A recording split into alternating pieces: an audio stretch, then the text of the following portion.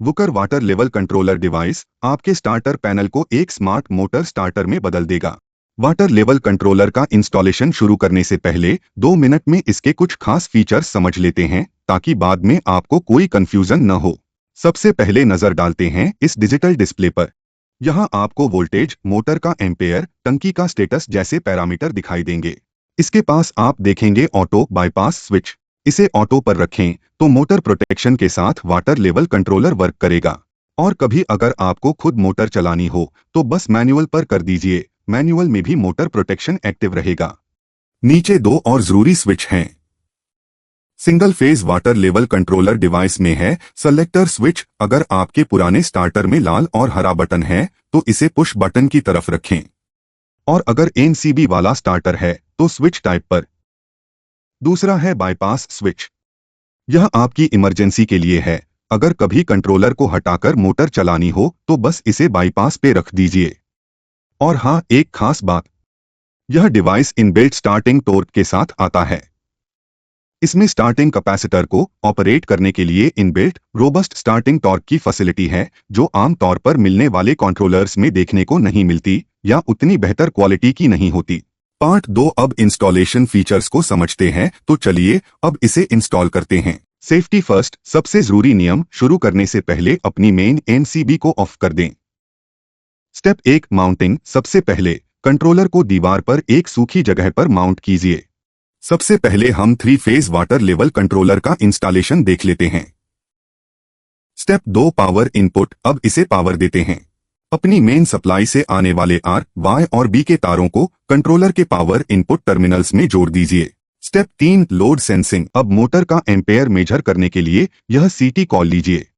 इसे मोटर के phase wire में से पास कर दीजिए और इसके दोनों तारों को कंट्रोलर के CT1 और CT2 के साथ कनेक्ट कर दीजिए। स्टेप 4, कंट्रोलर के S1 और S2 तारों को कॉमन NO तार को स्टार्टर के साथ इस हिसाब से जोड़े। Step 5, float switch. अब आखिरी कनेक्शन आपकी ऊपर की टंकी के लिए। फ्लोट स्विच के तारों को U1 और कॉमन पर जोड़ दें। अगर सम्प के लिए फ्लोट स्विच कनेक्ट करना है तो वो L3 और कॉमन के साथ जोड़ दे।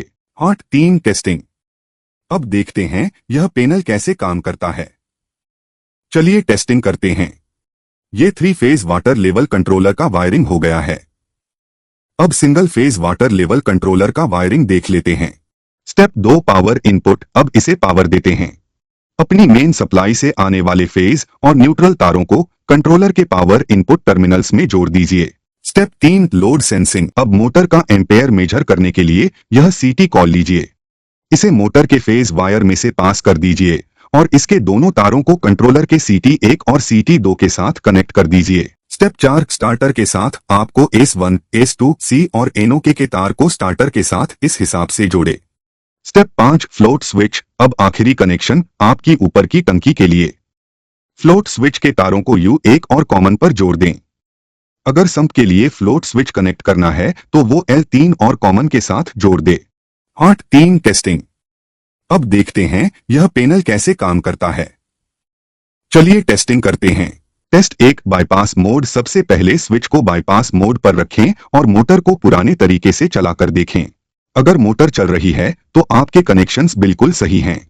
Test 2, auto mode logic. अब स्विच को ऑटो मोड पर करें। डिस्प्ले ऑन हो जाएगी।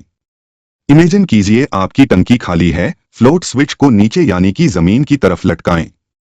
देखिए कंट्रोलर को एम्प्टी का सिग्नल मिला और मोटर स्टार्ट हो गई।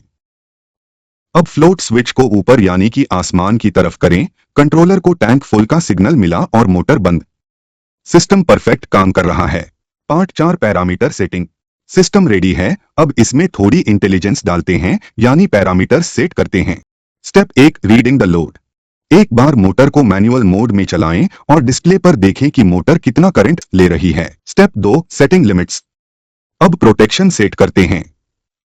एक सिंपल नियम याद रखें, ओवरलोड एम्पियर को आपके नोट किए गए करंट से 20% ज्यादा सेट करें और ड्राई रन एम्पियर को 10 से 12% कम। Step 3, the smart timer. अब आते हैं इस डिवाइस के सबसे स्मार्ट फीचर पर, साइक्लिक टाइमर। हर घर की जरूरत अलग होती है, इसलिए आप इसे अपनी कंडीशन के हिसाब से 3 तरीकों से सेट कर सकते हैं। पहला है स्मॉल टैंक सिनारियो। अगर आपकी पानी की टंकी छोटी है और मान लीजिए 30 मिनट में भर जाती है, तो आप रन टाइमर को 30 मिनट पर सेट कर दें। इससे मोटर को एक डबल सेफ्टी मिल जाएगी और टंकी भरने के बाद मोटर फालतू नहीं चलेगी। यानी कि इससे मोटर सेंसर के हिसाब से भी और टाइमर के हिसाब से भी बंद हो जाएगी। दूसरा है हीटिंग प्रोटेक्शन। अगर आपकी टंकी बड़ी है और भरने में 2 से 3 घंटे या ज्यादा लगते हैं, तो मोटर को लगातार न चलाएं। आप 25 या 30 मिनट का रन टाइम और 10 मिनट का रेस्ट टाइम सेट करें। इस 10 मिनट के ब्रेक में मोटर और स्टार्टर के पार्ट्स ठंडे हो जाते हैं, जिससे हीटिंग कम होती है और आपकी मोटर सालों साल चलती है। तीसरा है लो वाटर इन बोरवेल। अगर आपके बोरवेल में पानी जल्दी खत्म हो जाता है, तो आप रेस्ट टाइमर को 1 या 2 घंटे तक बढ़ा सकते हैं। इतने समय में जमीन का पानी बोरवेल में वापस रिचार्ज हो जाएगा और आपकी मोटर को पूरा पानी मिलेगा। ये छोटी सी सेटिंग आपकी मोटर को जलने से बचाने में बहुत बड़ा रोल प्ले करती है। चौथा है, अगर आप चाहते हैं कि मोटर दिन के किसी खास समय पर ही चले, जैसे कि सिर्फ दिन के समय पर ही सुबह 9 से दोपहर 3 बजे तक, तो यह real time clock feature based है। इससे मोटर आपके सेट किए गए शेड्यूल पर ही चालू और बंद होगी।